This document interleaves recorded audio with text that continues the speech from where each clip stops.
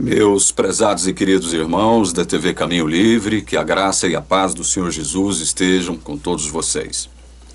No vídeo de hoje vamos considerar algumas coisas relacionadas à questão do espírito de profecia, o testemunho de Jesus, a descendência da mulher.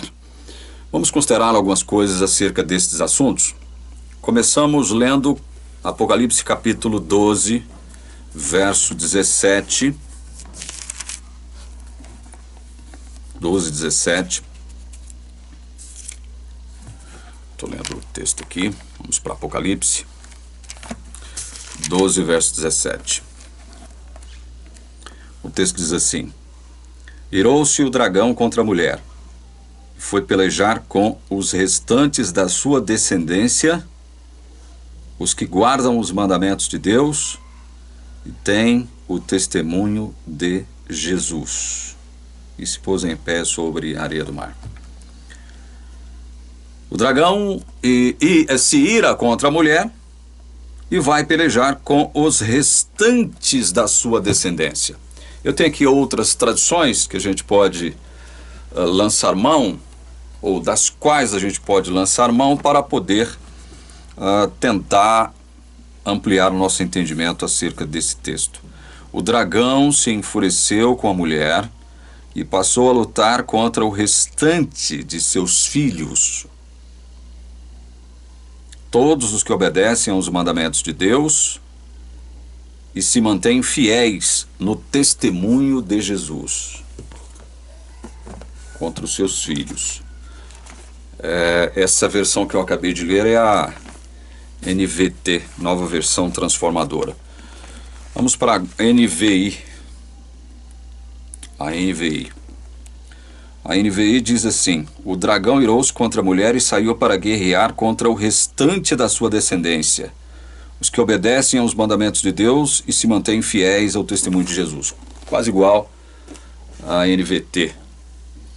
Vamos à tradução brasileira. Vamos ler a Bíblia aqui na tradução brasileira, Apocalipse 12, 17. A tradução brasileira de 12, 17 diz assim: O dragão irou-se contra a mulher e foi fazer guerra ao restante dos filhos dela, que guardam os mandamentos de Deus e mantêm o testemunho de Jesus. Essa é a versão brasileira. Vamos para a Bíblia de Jerusalém. Enfurecido por causa da mulher, o dragão foi então guerrear contra o resto dos seus descendentes, os que observam os mandamentos de Deus e mantêm o testemunho de Jesus. Essa é a Bíblia de Jerusalém. Nova Almeida atualizada diz assim: O dragão ficou irado com a mulher e foi travar guerra com o restante da descendência dela, ou seja, os que guardam os mandamentos de Deus e têm o testemunho de Jesus. Restante da descendência dela. Bom, são textos semelhantes. Eu penso que não há grandes diferenças semânticas em nenhum deles, né? Todos apontam para o mesmo sentido. Agora, o que eu gostaria de salientar no início desse vídeo com vocês, acerca desse texto, é a gente procurar entender o seguinte: quem são esses restantes? Como diz a tradução Nova Almeida atualizada e a Almeida atualizada segunda edição. Irou-se o dragão contra a mulher, foi pelejar com os restantes da sua descendência. Quem são esses?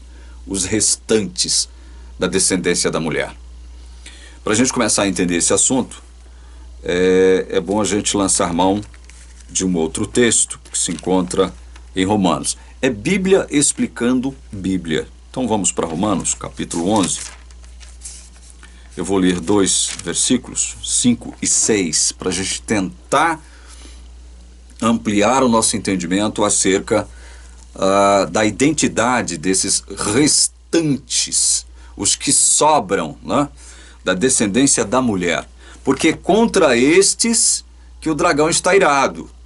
Ele se ira contra a mulher, mas no desenrolar do tempo, no desenrolar da história, o dragão ele foca a sua ira contra quem? Aqueles que restaram, aqueles que sobraram da descendência da mulher. Romanos capítulo 11, versículos 5 e 6. Assim, pois, também agora, no tempo de hoje, sobrevive um remanescente segundo a eleição da graça. E se é pela graça, já não é pelas obras. Do contrário, a graça já não é graça. Vamos ler o verso 7. Que diremos, pois? O que Israel busca, isso não conseguiu, mas a eleição o alcançou e os mais foram endurecidos. Gente, o texto de Apocalipse 12, 17, como eu acabei de dizer aqui agora, nos revela que o dragão está irado contra a mulher e com o restante da sua descendência. Aqueles que sobraram, os filhos da mulher, são os que restam sobre a terra. E eles são identificados e caracterizados como aqueles que obedecem aos mandamentos de Deus. E tem o quê? Vamos ler de novo Apocalipse 12, 17. Eu leio aqui para ganhar tempo na Nova Almeida atualizada. O dragão ficou irado com a mulher e foi travar guerra com o restante da descendência dela, ou seja, os que guardam os mandamentos de Deus e têm o testemunho de Jesus. Guardam os mandamentos de Deus e têm o testemunho de Jesus. Eles são caracterizados dessa forma. Guardam os mandamentos de Deus, obedecem aos mandamentos de Deus e possuem o testemunho de Jesus. Mas a Bíblia nos diz aqui em Romanos que os restantes, ou seja, o remanescente, olha o que Paulo diz: assim, pois, também agora, no tempo de hoje, sobrevive um remanescente segundo a eleição da graça. Paulo está falando, evidentemente, acerca do seu próprio tempo. Sobrevive um remanescente, ou seja, resta um grupo de fiéis servidores de Deus, resta um grupo de povo de Deus, resta um povo de Deus. No tempo de hoje, ele diz. Só que, evidentemente, esse tempo de hoje, ele é um tempo dinâmico, porque ele não se aplica somente ao tempo em que Paulo escreveu Romanos. Se fosse assim, nós deveríamos desconsiderar todos os escritos apostólicos, porque eles foram escritos num determinado tempo, numa determinada época, observando-se variadas circunstâncias na Igreja de Deus, ou dentro da Igreja de Deus, ou até mesmo fora da Igreja de Deus. É óbvio que a palavra de Deus é dinâmica e ela tem que ser, evidentemente, aplicada em cada tempo, em cada época, observando-se, lógico, os princípios, resguardando os princípios.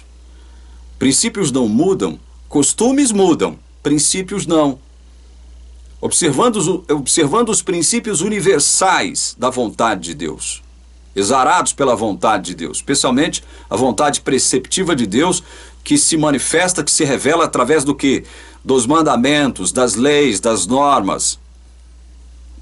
Os princípios são preservados, eles não morrem de acordo com o tempo, eles não perecem de acordo com a passagem do tempo, eles não perdem a sua validade, eles não expiram. Costumes e culturas, hábitos culturais, sim, mas os princípios permanecem. E Paulo está enunciando aqui, não é só uma questão de cultura ou circunstância específica de sua época ou tempo. Ele está dizendo, assim pois também agora, no tempo de hoje, sobrevive um remanescente segundo a eleição da graça. Esse remanescente que permanece, que sobra, digamos assim, ele permanece, ele sobrevive, utilizando-se do termo que o apóstolo Paulo utiliza aqui, segundo a eleição da graça. Ou seja, esse remanescente que sobra, ele não existe, ele não sobrevive, ele não sobra, ele não permanece, porque esse remanescente possui algo de especial em relação aos demais remanescentes que permaneceram em suas respectivas épocas. Isso analisando em retrospectiva histórica. Eles não têm nada de diferente desses remanescentes, por exemplo, que existiam na época em que Paulo escreveu aos Romanos. Porque o método de salvação é um só, é pela graça, nunca foi pelas obras. E essa graça, ela existe porque Deus escolheu salvar o remanescente. Nós já tratamos a exaustão desse tema aqui. Já tratamos a exaustão. Portanto, o remanescente com o qual o dragão, o diabo Satanás, estará irado agora nos últimos dias, é um remanescente que sobrevive segundo a eleição da graça. Agora, vale dizer o seguinte: não é porque este remanescente que sobrevive e que permanece, e que estará presente agora no fim dos tempos, cumprindo as profecias, não significa que esse remanescente que foi eleito, escolhido por Deus, pela graça desse mesmo Deus, ele vai agora viver de forma dissoluta, de forma desregrada, de forma libertina. Não é isso. Esse remanescente, apesar de ter sido eleito segundo a graça, de existir segundo a eleição da graça de Deus, é a graça de Deus que determina, né, a eleição dele. Sobrevive um remanescente segundo a eleição da graça. Não há graça sem eleição. Só há graça porque há eleição, ou porque houve eleição, já que a eleição está no passado. Deus nos escolheu em Cristo antes da fundação do mundo, é o que vai dizer Paulo em Efésios capítulo 1. Então, só há graça porque houve eleição. E porque houve eleição e houve graça, sobrevive um remanescente, um resto, um povo de Deus, um resto do povo de Deus na terra. Só que esse povo tem um compromisso com os mandamentos de Deus. Os mandamentos de Deus. E possuem o testemunho de Jesus. Esse povo tem um compromisso com a vontade de Deus. Esse povo está pactuado com a vontade de Deus. Esse povo não raciocina mais, estou falando do remanescente, o restante da descendência da mulher, que é sobre o qual Satanás direciona toda a sua ira, ele foca toda a sua ira sobre esses. Esses que estão, olha, guardar os mandamentos de Deus, obedecer os mandamentos de Deus, é muito mais do que pegar aqui a tábua com os 10 mandamentos, né? E lê-los e ficar repetindo-os para nós mesmos, toda quarta, sábado e domingo, eu falo no caso da igreja adventista, ou ficar tentando relembrá-los, ou ficar tentando remoê-los aqui, e dizer o seguinte: eu tenho um compromisso com eles, com esse mandamento, com esse. É muito mais do que isso. Guardar os mandamentos de Deus, obedecer os mandamentos de Deus é muito mais do que isso. Simplesmente ser direcionado ou ser orientado por uma placa, ou por um quadro, ou por duas pedras contendo 10 mandamentos, 10 leis, 10 normas. É muito mais do que isso. Guardar os mandamentos de Deus significa que você está conectado com esse Deus. A sua vontade é a vontade desse Deus. Você olha o mundo com os olhos desse Deus. A sua cosmovisão é a própria cosmovisão divina. Você está em sintonia com esse Deus. Os seus planos são planos provenientes de Deus. Os seus projetos são projetos provenientes de Deus. Você já não se alegra mais com esse mundo, com essa ordem de coisas que aqui existem. Não estou dizendo que não há nada nesse mundo acerca do qual a gente não possa se alegrar ou se sentir feliz, ou que nada nos possa satisfazer ainda nesse mundo. Claro, nesse mundo ainda há coisas boas. Deus, através de sua providência, ainda conservou muitas coisas boas nesse mundo, pelas quais nós podemos nos regozijar. Então, quando eu falo, olha, guardar os mandamentos de Deus significa tudo isso, estar em sintonia com Deus, ver o mundo com os olhos de Deus, enxergar o mundo como Deus enxerga, planejar um mundo como Deus planeja, estruturar projetos e pensar em projetos de Deus. Guardar os mandamentos tem todos esses sentidos. É muito mais do que, olha, eu não posso fazer isso, não posso fazer aquilo, não posso fazer isso, não posso fazer aquilo, não posso isso, não posso aquilo, não posso isso, não posso aquilo. É muito mais do que isso. Você percebe que os mandamentos são negativos. Tem sempre um não na frente, com exceção lá do sábado, do mandamento sabático, que ordenava guardar o sétimo dia da semana. Mas em todos os demais há o quê? Há um não na frente. Não, não, não, não e não. Então veja, guardar os mandamentos de Deus, obedecer os mandamentos de Deus é algo que está aqui dentro de nós. É algo que já está dentro, não há como você se desvencilhar disso. É algo que está agora, ele faz parte de você. Ele está em você. Por que isso? Por que eu estou dizendo isso? Basta a gente ler o que se encontra em Hebreus, capítulo 8. O escritor do livro de Hebreus, ele fala sobre essa questão. Olha aqui. Hebreus, capítulo 8, versículo 8, diz assim: e de fato, repreendendo-os, diz: eis aí, vem dias, diz o Senhor, firmarei nova aliança com a casa de Israel e com a casa de Judá. Não segundo a aliança que fiz com seus pais, no dia em que os tomei pela mão, para os conduzir até fora da terra do Egito. Pois eles não continuaram na minha aliança, e eu não atentei para eles, diz o Senhor. 10. Porque esta é a aliança que firmarei com a casa de Israel, depois daqueles dias, diz o Senhor. Na sua mente imprimirei as minhas leis. Também sobre o seu coração as inscreverei. E eu serei o seu Deus, e eles serão o meu povo. 11. Não ensinará jamais cada um ao seu próximo, nem cada um ao seu irmão, dizendo: conhece ao Senhor, porque todos me conhecerão, desde o menor deles até o maior.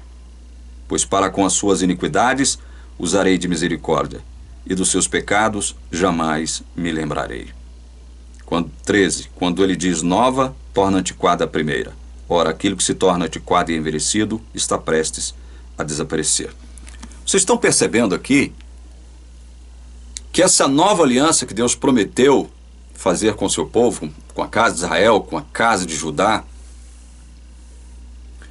estava baseada, fundamentada no fato de que Deus inscreveria suas leis na nossa mente, no nosso coração. Mente e coração tem um sentido só. Verso 10. Esta é a aliança que firmaria com a casa de Israel depois daqueles dias, diz o Senhor. Na sua mente imprimirei as minhas leis. Também sobre o seu coração as inscreverei. Eu serei o seu Deus, eles serão o meu povo. A nova aliança está fundamentada sobre esta promessa. Deus inscrevendo sua lei dentro de nós. A lei de Deus agora, ela faz parte do nosso ser como um todo. Eu não preciso mais ser orientado por um quadro contendo os 10 mandamentos ou por tábuas de pedra. O próprio apóstolo Paulo, ao escrever aos Coríntios, ele vai dizer que isso é passado, isto é velha aliança. Esta forma de se orientar foi abolida, porque esta forma de se orientar não salvou o povo de Israel dos seus pecados, não os livrou dos seus pecados, não deu poder e força para que Israel se libertasse dos seus pecados ou vencesse os seus pecados. Até porque Israel não compreendeu o pacto que Deus havia feito. Então Deus agora Ele estabelece uma nova aliança onde os seus mandamentos, ou seja, as suas leis, o que são isso? Mandamentos e leis de Deus. Vontade preceptiva de Deus. É vontade de Deus para nós. Então, essas leis, essas normas, essas ordenanças, esses mandamentos, expressam a vontade de Deus para nós. E elas agora estão dentro de nós. Elas fazem parte de nós. Estão, todas elas, na nossa mente e no nosso coração. Quem passa pelo pacto, quem recebe esse pacto da nova aliança, quando é regenerado pelo Espírito Santo, ele não precisa mais que ninguém diga, olha, conheça ao Senhor, conheça ao Deus de Israel, o Deus dos fiéis, o Deus dos crentes, o verdadeiro Deus, o único Deus. Não, ele já sabe que esse Deus de Israel é verdadeiro, que ele existe, que ele é real, porque ele é nova criatura segundo a ação desse próprio Deus. Ele não precisa mais de que ninguém diga, olha, conheça o Deus de Israel. Não, mas eu sou um ser que foi regenerado pelo Espírito Santo. Eu sou nova criatura em Cristo. Eu não preciso que ninguém me diga, conheça o meu Deus, o seu Deus, porque eu conheço. O seu Deus é o meu Deus. A sua vontade está dentro de mim. As leis de Deus, que expressam a vontade preceptiva de Deus, estão dentro de mim. Elas fazem parte do meu ser. Então, gente, pelo amor de Deus, entenda uma coisa. Quando o Apocalipse 12:17 diz que o diabo irou-se contra a mulher e foi fazer guerra, foi lutar, foi travar uma batalha contra os restantes da sua descendência, aqueles que guardam os mandamentos de Deus, aqueles que obedecem aos mandamentos de Deus, entenda este texto apocalíptico sob a ótica da nova aliança, pelo amor de Deus. Sob a ótica da nova aliança. Por que sob a ótica da nova aliança e não da velha aliança? Porque segundo a ótica da velha aliança, você era orientado de fora. A sua vida era regulada de fora. Existiam normas, regras, leis, mandamentos fora de você. Ou seja, você ainda não as tinha, eu estou falando acerca das leis, introjetado em você. Você não havia assimilado isso como sua vontade também. Vontade para si mesmo também. Na época da velha aliança era assim. Boa parte dos israelitas, eles não introjetaram as leis de Deus neles mesmos. Eles não trouxeram para dentro de si mesmos as leis de Deus. Tanto é verdade que caíram fragorosamente e muito em idolatria. Foram idólatras. A lei de Deus não impediu, a lei de Deus fora deles não impediu que eles caíssem em pecado, justamente porque a lei estava fora deles, meus queridos. Então, obedecer aos mandamentos de Deus agora, sob a égide da nova aliança, significa o quê? Que a lei de Deus está dentro de mim. Que eu penso como Deus, eu olho para o mundo como Deus, eu vejo o mundo como Deus. A vontade de Deus é a minha vontade também, não só para mim, bem como para o meu próximo. Isso é obedecer aos mandamentos de Deus. Eu sou a lei de Deus agora. Eu sou a manifestação carnal. Eu estou falando carnal do ponto de vista físico, tá? Não estou falando carnal do ponto de vista de natureza carnal, não, tá? Não confunda uma coisa com outra. Eu sou agora a personificação viva da lei de Deus. A lei de Deus está em mim. É parte constituinte do meu ser. Obedecer aos mandamentos de Deus tem esse sentido. E por que que eu estou batendo muito nessa tecla? Por que que eu estou batendo nessa tecla? Porque esse texto para a Igreja Adventista é um texto que, segundo a teologia adventista, identifica a igreja remanescente agora nos últimos tempos, nos últimos dias. Para a Igreja Adventista, este é um texto que a identifica como igreja remanescente. Se você pensar assim como a Igreja Adventista, Você terá que assumir algumas implicações, conforme o texto afirma. O diabo está irado, veja bem, o diabo não está irado com os crentes, com os cristãos de um modo geral. O diabo só está irado mesmo, e só foca a sua ira, e só faz guerra, e só batalha contra quem? Segundo a visão medíocre, míope, escandalosamente exclusivista da Igreja Adventista. O diabo está irado contra quem apenas? Contra a Igreja Adventista do sétimo dia. Senhor Jesus, misericórdia. Quer dizer que o diabo, o foco do interesse do diabo, ou seja, o foco da ira do diabo, recai sobre a Igreja Adventista? Somente? O diabo não está irado com os crentes de outras denominações? Os verdadeiros crentes de outras denominações? Aí alguém pode dizer o seguinte, olha, claro que não, o diabo está irado com todo cristão verdadeiro. Agora isso aqui se aplica a uma determinada época, quando somente a Igreja Adventista do sétimo dia estará defraudando a bandeira da lei de Deus, dos mandamentos de Deus, porque nós guardamos o sábado.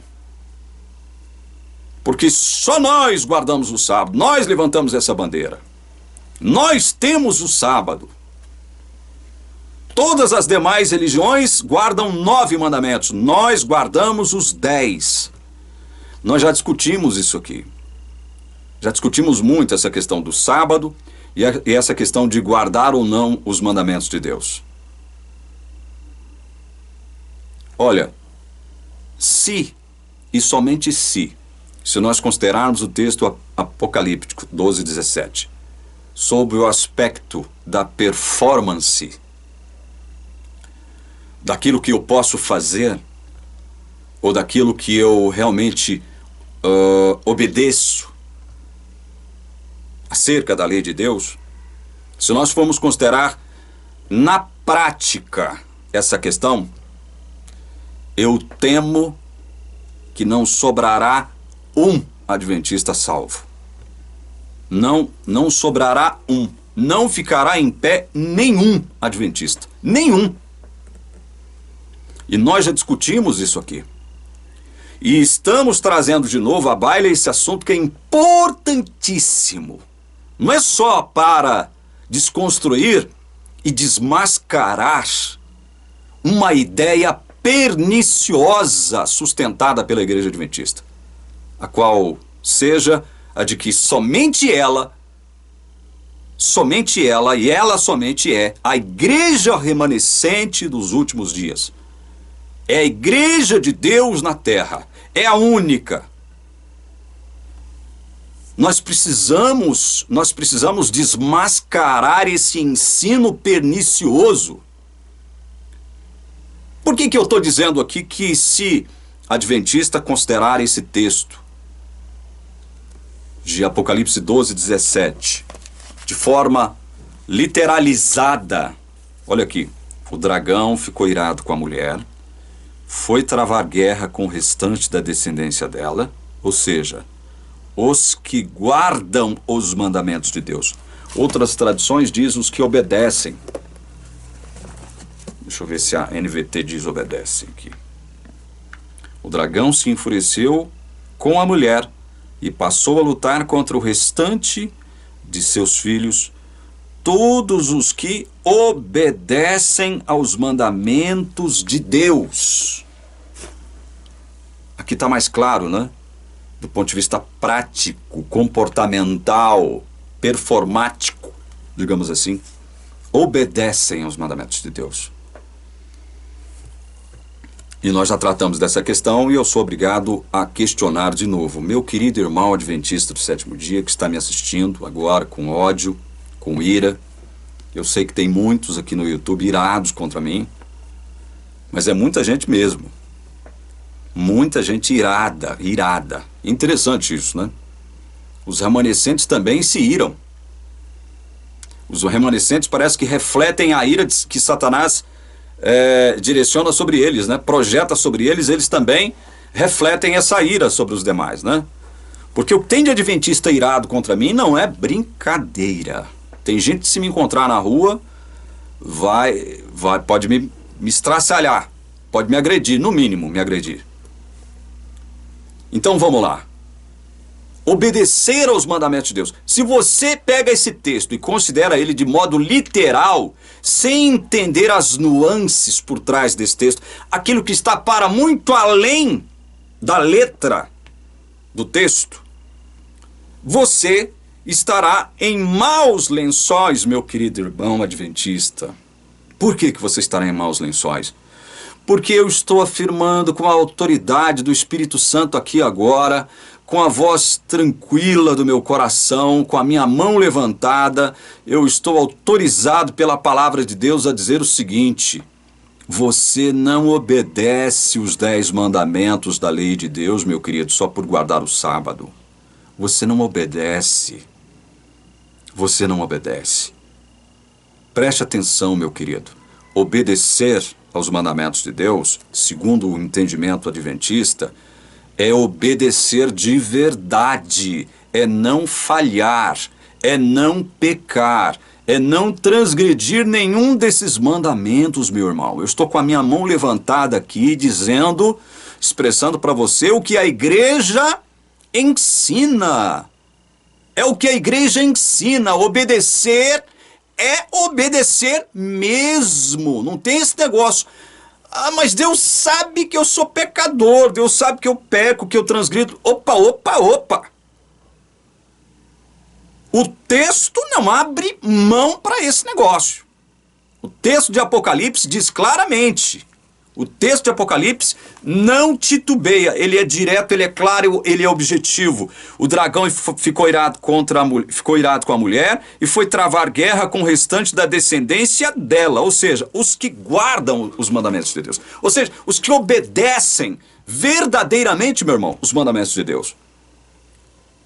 É contra esses que o diabo está irado. Então, se você, como adventista, interpreta esse texto de modo literalizado, do ponto de vista apenas prático, comportamental, pragmático, performático, você incorrerá em erro e você estará em maus lençóis. Por quê? Porque você não guarda os 10 mandamentos, meu querido irmão. Porque aí você tem que aplicar aquela regrinha que você gosta de enfiar goela abaixo para outros protestantes, para os cristãos de outras denominações religiosas, começando pelos católicos. Vocês gostam muito de malhar os católicos, né? Como se vocês fossem superiores aos católicos, né? Então aí, vocês vão esfregar na cara dos católicos, dos presbiterianos, dos batistas, sejam eles arminianos ou calvinistas, vocês vão esfregar isso na cara dos metodistas, dos assembleianos, da igreja cristã, os cristãos evangélicos, da igreja cristã evangélica. Vocês vão esfregar isso, essa regrinha, tipo assim, olha, Tiago 2,10, quem guarda toda a lei e tropeça num só ponto se torna culpado de todos. Não se esqueça que essa regrinha, eu vou falar bem baixo para não ferir a sua sensibilidade, meu querido irmão adventista. Não se esqueça que essa regrinha se aplica também a você, meu querido. Não se esqueça. Se você guarda os 10, mas tropeça num só ponto, guarda não, né? Se você aceita guardar os 10, se você se propõe guardar os 10, mas tropeça em um só, você se torna culpado de todos, meu querido. De todos. Não tente projetar uma culpa somente sobre os ombros dos demais cristãos. Você também é culpado, meu queridão. Você também é culpado. E eu falo isso com a autoridade da palavra de Deus, porque eu posso dizer para você uma coisa. Eu vou abrir lá em Eclesiastes, e aí eu abro Eclesiastes com a tranquilidade de que Eclesiastes também é palavra de Deus, porque a igreja adventista considera Eclesiastes como palavra de Deus. É óbvio que considera. Olha o que diz Eclesiastes, meu querido irmão adventista, capítulo 7, versículo 20. Não há homem justo sobre a terra que faça o bem e que não peque. Não há homem que não peque, meu querido irmão. Sabe, você acha que eu estou falando isso com ódio no meu coração? Você acha que eu estou falando isso com desprezo, com sarcasmo, com ironia? Você acha? Se você acha isso, você está equivocado, meu querido irmão. Eu falo isso com pesar no meu coração. Eu estou aqui tentando alertá-lo para um fato, alertá-lo para um entendimento que é bíblico. Não é porque você é adventista do sétimo dia e que se propôs também, como todos os demais adventistas, guardar o sábado, que você obedece na prática os 10 mandamentos, meu querido, que você obedece a lei de forma perfeita, íntegra. Não se esqueça de um outro detalhe. Quantos mandamentos foram necessários ser transgredidos para que a humanidade perdesse a perfeição, perdesse aquela vida boa para a qual Deus nos criou originalmente? Foi só uma ordem. Só uma ordem que foi desobedecida. Essa foi a única lei imposta por Deus ali no Éden. Não coma do fruto da árvore do conhecimento do bem e do mal, porque no dia em que dela comeres, certamente morrerás. Adão foi lá, comeu, Eva foi lá, comeu, os dois comeram e a desgraça se instalou no planeta Terra. Foi só uma desobediência que causou a desgraça da humanidade toda. Agora, e você que peca todo santo dia? E eu que peco todo santo dia, como é que fica a minha vida? Será que eu obedeço mesmo os mandamentos de Deus? Será que eu guardo mesmo na prática os mandamentos de Deus, meu irmão? Pare e pense, deixe de ser exclusivista. Deixe de projetar a culpa que pertence a você também só sobre os outros. Olhe-se, se olhe no espelho.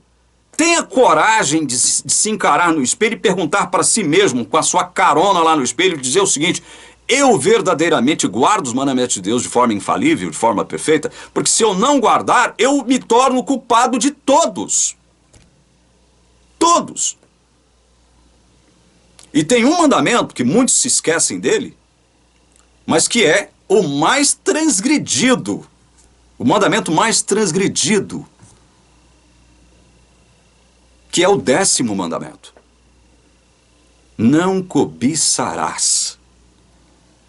Não cobiçarás. Nós estamos vivendo numa época de cobiça. A cobiça impera no mundo. Evidentemente que outros pecados também imperam. Mas o pecado matriz que produz todos os demais é esse, é o 10º. É a cobiça. E esse pecado é tão terrível, tão perigoso. Por que que ele é terrível e perigoso? Porque quando você o transgride, o seu próximo não vê. Somente 2 pessoas ficam sabendo que você o transgrediu: Deus e você. Por isso esse pecado é terrível e perigoso. Não cobiçarás. Você pode guardar o sábado perfeitamente, meu queridão. Coisa que é impossível também, guardar o sábado segundo a letra da lei. Se você afirma, como boa parte dos adventistas afirma, que nada mudou na questão da lei do sábado, você é obrigado, está sob a obrigação de guardar o sábado segundo a letra da lei. Segundo a letra da lei. E aí você se esquece de que na nova aliança,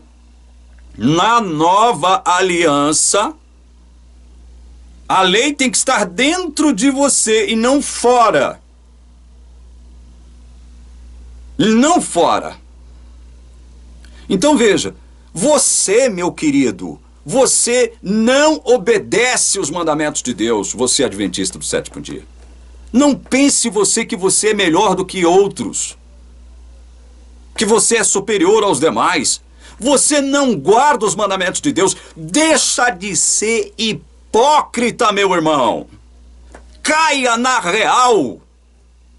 Seja tocado por essa palavra, porque a palavra de Deus que eu estou abrindo para você E aí eu leio aqui o que se encontra em primeira epístola de João, capítulo 1, versos 8 a 10, que diz o seguinte: se dissermos que não temos pecado nenhum, a nós mesmos nos enganamos e a verdade não está em nós.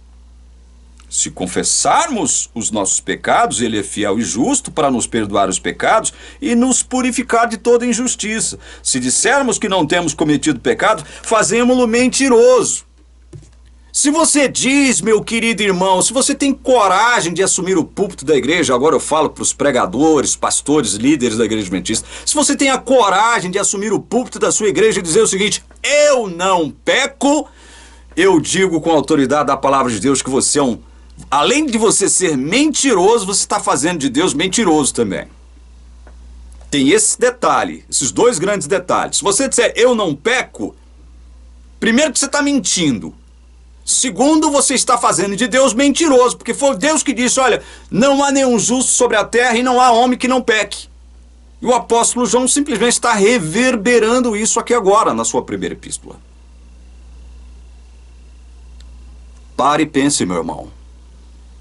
Será que o diabo está irado somente contra a igreja adventista do sétimo dia, porque a igreja adventista do sétimo dia, dentre outras coisas, guarda o sábado? Ah, não, aí tem uma outra questão.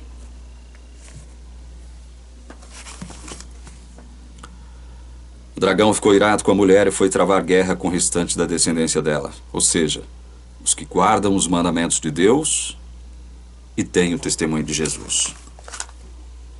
Tem o testemunho de Jesus. Aí o adventista, ele gosta de fazer malabarismo com a palavra, porque ele vem aqui em Apocalipse 19, verso 10, e lê o que está aqui.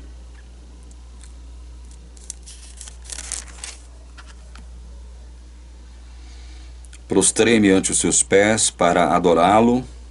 Ele, porém, me disse: vê, não faças isso. Sou conservo teu e dos teus irmãos que mantêm o testemunho de Jesus.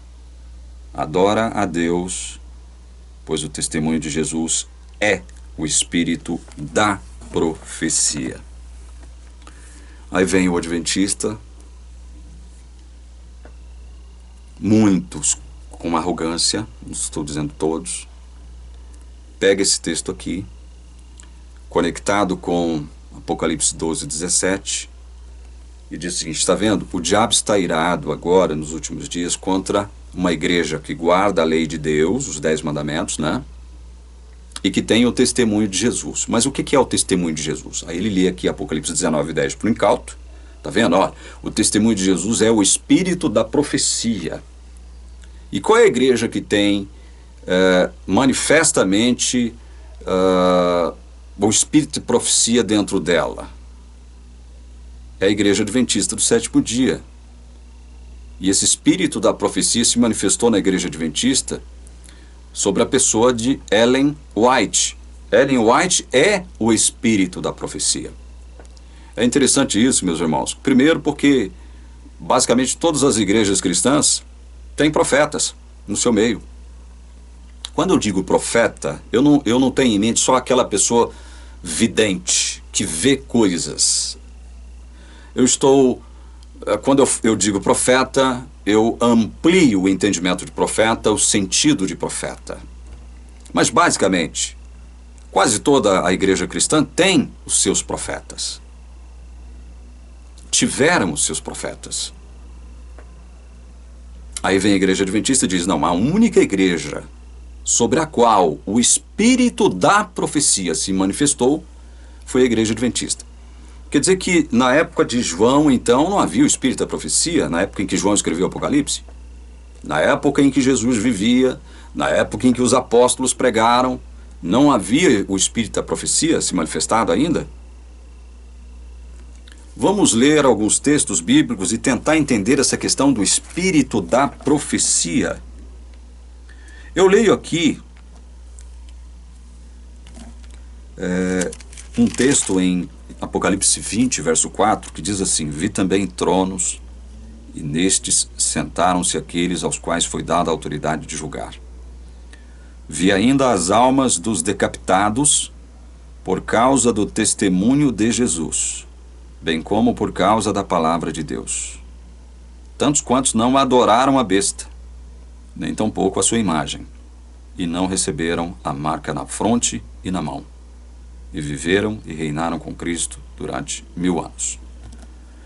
Você vê que o apóstolo João viu as almas dos cristãos que serão agora nos últimos dias martirizados pelo método, através do método da decapitação.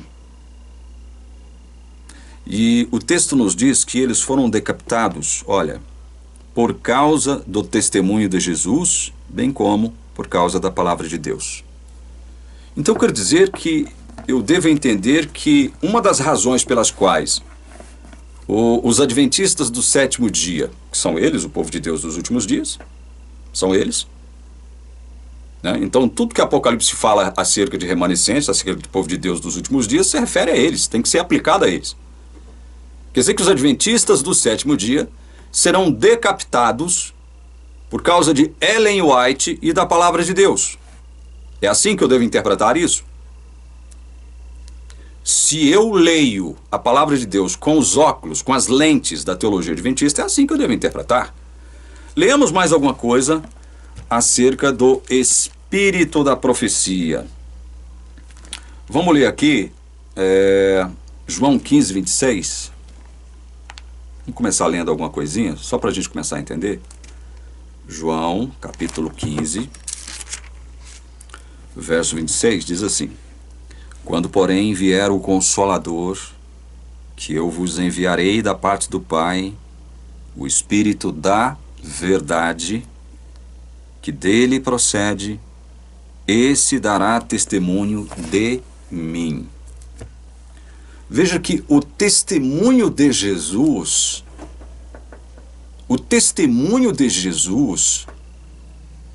qual é o testemunho de Jesus? É tudo aquilo que o Espírito Santo, através dos servos de Deus, especialmente daqueles que escreveram o que hoje nós temos como, o que hoje nós lemos e entendemos e temos como Novo Testamento. O Espírito Santo inspirou os servos de Deus, homens de Deus, profetas de Deus, a escrever acerca de Jesus, o que se encontra no Novo Testamento. É o Novo Testamento que dá testemunho de Jesus. É o Novo Testamento. Esse testamento testemunha. É a testemunha de Jesus Cristo.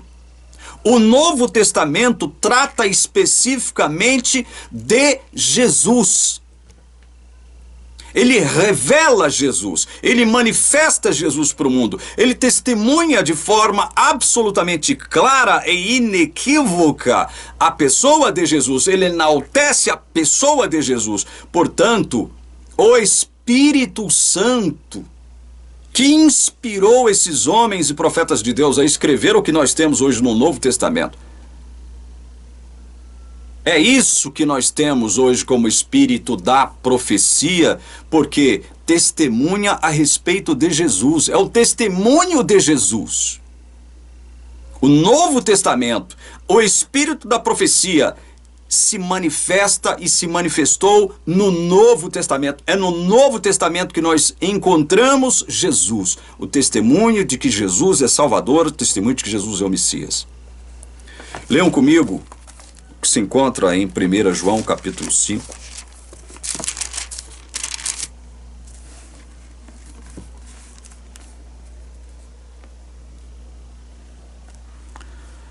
Eu leio o verso 6, diz assim: Este é aquele que veio por meio de água e sangue, Jesus Cristo, não somente com água, mas também com água, a água e com o sangue. E o Espírito é o que dá testemunho, porque o Espírito é a verdade. Veja só, o Espírito é o que dá testemunho. Testemunho de quem mesmo? Testemunho de Jesus. ele testemunha de Jesus, como o próprio Jesus disse: quando vier o Consolador, ele dará testemunho de mim. É algo inacreditável existir hoje uma denominação religiosa que diz o seguinte: não, o testemunho de Jesus é o espírito da profecia que se cumpre na pessoa de Ellen White. É inacreditável um negócio desse. Mais inacreditável ainda são as pessoas crerem nisso, como se isso fosse verdade revelada. Veja o que se diz aqui no verso 9. Se admitimos o testemunho dos homens, o testemunho de Deus é maior. Ora, este é o testemunho de Deus que ele dá acerca do seu Filho. Verso 10. Aquele que crê no Filho de Deus tem em si mesmo o testemunho.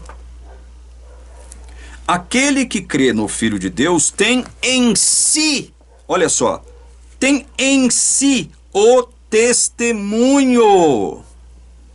Se eu creio no Filho de Deus, se você crê no Filho de Deus, você tem em você o testemunho de Jesus.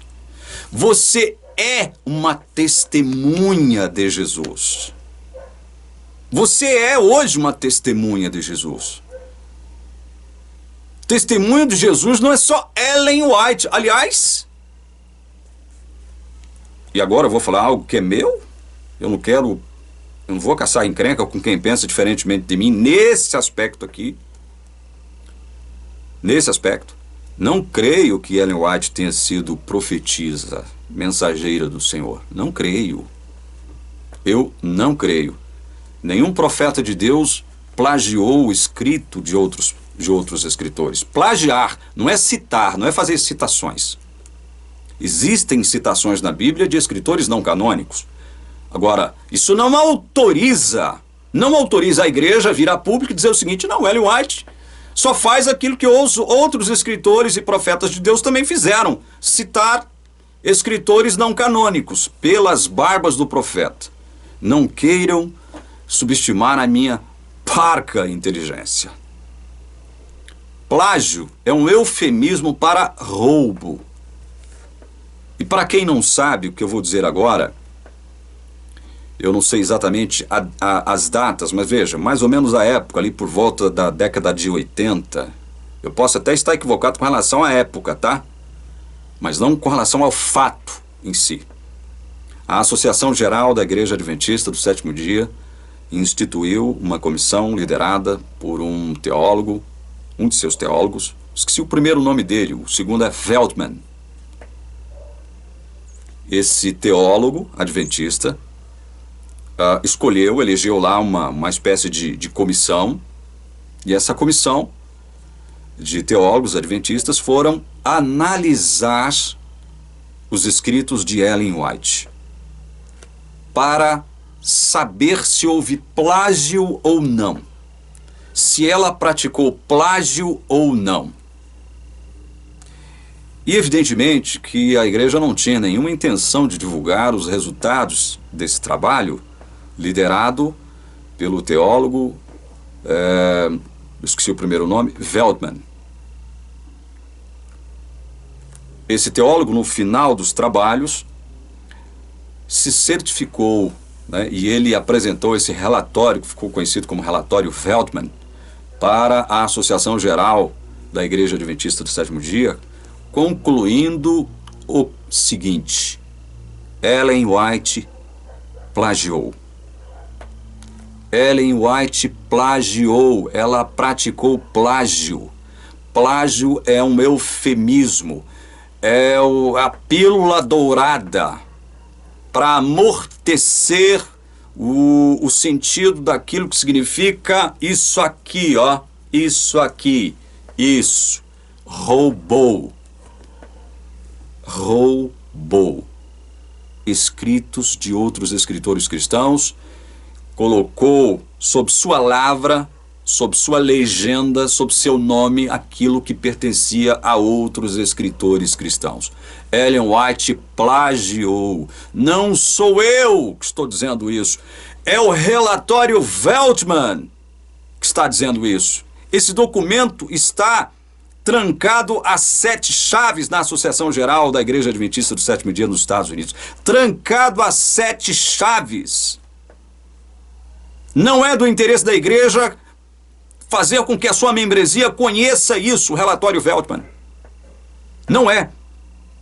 Então, meus queridos irmãos, põe uma coisa nas vossas cabeças e corações. Ellen White escreveu muitas coisas, eu mesmo já tratei de algumas delas aqui. Algumas incongruências, algumas incompatibilidades, algumas contradições, alguns erros.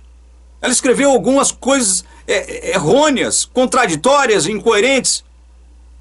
Tem coisas que ela vai de encontro à palavra, ou seja, ela escreve de forma contrária àquilo que a palavra diz. Eu vou citar só um exemplo disso. Apocalipse diz que na Cidade Santa não há santuário. Ellen White diz que há santuário na Cidade Santa. Esse é só uma pontinha dos erros, dos muitos erros que ela cometeu, dos graves erros que ela cometeu. Portanto, meus queridos irmãos adventistas do sétimo dia, eu vou encerrar esse vídeo conclamando vocês não aceitarem o que eu digo, aceitarem o que a palavra de Deus diz acerca do quê? Irou-se o dragão com a mulher e foi travar guerra com o restante da descendência dela. Esse restante da descendência da mulher, meu querido irmão, só existe, ou seja, só existe um povo remanescente hoje na terra segundo a eleição da graça. Segundo a eleição da graça. Você pode até não aceitar a doutrina da eleição da graça, de que Deus te escolheu antes da fundação do mundo. Você pode até não aceitar. Mas que você só existe enquanto filho de Deus para Deus por causa da eleição da graça. Boa parte desse povo remanescente que existe, que sobrevive e que estará vivo por ocasião da volta de Jesus, boa parte desse povo não reconhecerá a eleição da graça de Deus. Não reconhecerá essa verdade, mas é o que a Bíblia diz. Sobrevive um remanescente segundo a eleição da graça. E se é graça, e se é pela graça, já não é pelas obras, meu querido. Portanto, larga dessa besteira de dizer e de achar que você é melhor do que os outros crentes das outras denominações, porque você guarda o sábado e eles não. Nem o sábado você guarda conforme a letra da lei, e mesmo se guardasse o sábado conforme a letra da lei, você não possuiria mérito algum por isso, porque no nosso sábado é Jesus. Aquele que crê entra no descanso de Deus, diz o escritor de Hebreus no capítulo 4 da Epístola aos Hebreus. O sétimo dia, ele toma o sétimo dia como uma referência. Ele faz um paralelo do sentido ou daquilo que deveria significar o sétimo dia, quando Deus criou o sétimo dia na criação. E quando Deus deu o sétimo dia como um dia sagrado para o povo de Israel lá no Sinai. Ele toma isso como referência para dizer o seguinte, olha, quem crê entra no descanso de Deus, assim como aquele entrou no descanso de Deus, fazendo uma referência a Cristo depois de ter realizado sua missão. Subido aos céus, sentado ao lado de Deus. Jesus entrou no descanso de Deus. Jesus está no descanso de Deus, aguardando até que seus inimigos sejam postos como estrado de seus pés. E se nós estamos em Jesus, nós também estamos no descanso de Deus. É por isso que o escritor do livro de Hebreus diz o seguinte, olha, houve um sétimo dia lá que apontava para esse descanso que nós estamos recebendo agora por crermos em Jesus. Portanto, Deus determina um novo dia. É o sétimo? Não. Ele usa o sétimo como referência, como sombra. O novo dia que ele determina é hoje. Hoje, se ouvirdes a sua voz, não endureçais o vosso coração. Então é isso, meus queridos irmãos. Não pense você que pelo fato de você ser adventista do sétimo dia, que o versículo 17 de Apocalipse 12 se aplica a você. Porque se aplicar a você, você vai ter que fazer todas as interpretações relativas ao povo de Deus e remanescente, agora no Apocalipse, só em relação a você. Em relação àqueles que vierem a entrar ou a participar da Igreja Adventista do sétimo dia. Não há igreja visível de Deus na terra, meu irmão. A igreja de Deus é invisível. Pare de pensar isso. Pare de ficar colocando para as pessoas, ensinando esse erro grotesco para as pessoas. A igreja de Deus na terra é a igreja adventista do sétimo dia. Não é. Tem povo de Deus lá dentro. Tem gente de Deus lá dentro. Deus vai salvar muitos. É como diz um pastor da igreja adventista, amigo nosso, meu Deus. Deus é tão misericordioso, tão gracioso, que vai salvar até adventista do sétimo dia. E ele está com razão. Deus vai salvar até adventista do sétimo dia. De tão bondoso, gracioso e misericordioso que ele é. Tenha isso em mente, meu irmão. Tenha isso em mente. Que Deus abençoe você. Que Deus expulse do seu coração todo ódio, toda a ira. Que Deus não deixe que a ira de Satanás, projetada sobre você, reflita em outras pessoas. Que Deus possa ungir o seu entendimento, te dando luz, iluminando a sua mente com a sua palavra, em nome de Jesus. Amém.